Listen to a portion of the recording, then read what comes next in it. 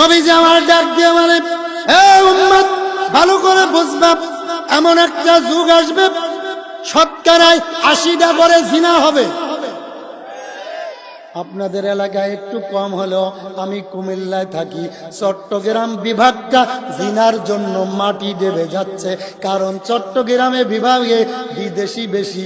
আমার পাশের গ্রামের এক হাজী সাহেবের খবর জানি, 9টা ছেলে সব বিদেশ। উনি 3 বেলা হজ করছে, দেখেও দেখে না, উড়ে উড়ে খা, উড়ে উড়ে খা, উড়ে উড়ে খা। আবার হুজুরে কয়, হুজুর দোয়া করেন উমরা যামুগা, উমরা যায় ঘরের মধ্যে জিনাওয়া। আরে উমরা রে, ঠিক করে কও মুসলমান। দাদা মাফ চাই আপনারে, কই সরি। বন্ধু গভীর মনোযোগ, ভালো করে বুঝবেন, দরদ রেখে কথা বলতেছি। বাংলার জমিনটা জিনা বেবিচারে সয়লাভ হয়ে যাচ্ছে, ঠিক কিনা জোরে কও। সাবধান সাবধান। মনে করেন আমি আর উনি এই ইউনিয়নে ভোটে দাঁড়াইছি, কিসে? উনার থেকে যদি চরিত্র, ব্যবহার, নামাজি, সালিহিন, দাড়িওয়ালা, টুপিওয়ালা আমার বেশি থাকে, শতকরায় 1% যদি আমার বেশি থাকে, যদি আমাকে ভোট না দিয়ে উনাকে ভোট দেন, উনি আওয়ামী লীগ করে, বিএনপি করে, জাতীয় পার্টি করে, আমি চরমুনার জামাত করি দেখে ভাল লাগে না। কিয়ামতের মাঠে কোরআন শপথ করে মাথায় নিয়ে বললাম, আমার আল্লাহ আপনারে ছাড় দিবে না, ঠিক কিনা জোরে কও। কথা বলে কেন? এখন হুজুর কোরআন শরীফ যতই মাথায় দেন না কেন, আপনার নেতা তো 600 টাকার নোট দেয় না। ঠিক কয়না যেটি মুনাফিক?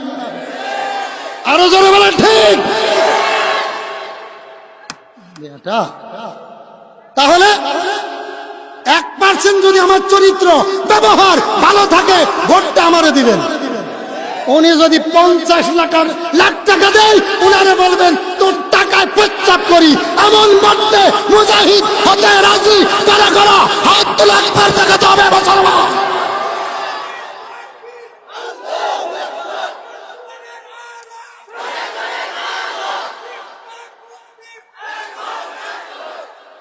বন্ধু গভীর মনোযোগ, আমার মালিক ডাক দিয়ে বলে, এমন একটা জামানা আসবে রে উম্মত, শতকরায় 80টা ঘরে জিনা শুরু হবে, মুরব্বী দেখেও দেখে না। এটা হবে কিয়ামতের আলামত, ঠিক কিনা? নাম্বার 4, আরো জোরে। আমার নবীজি বলেন, এমন একটি জামানা আসবে রে উম্মত, ধনী ব্যক্তিরা জাকাত ভুলে যাবে, দান করা ভুলে যাবে। মাহফিলের জন্য যদি বলা হয়, মুহতামিম সাহেবকে ধমক দিয়ে বলবে, হুজুর এত কোনো মাহফিলের দরকার কি? ঠিক কিনা জোরে কও।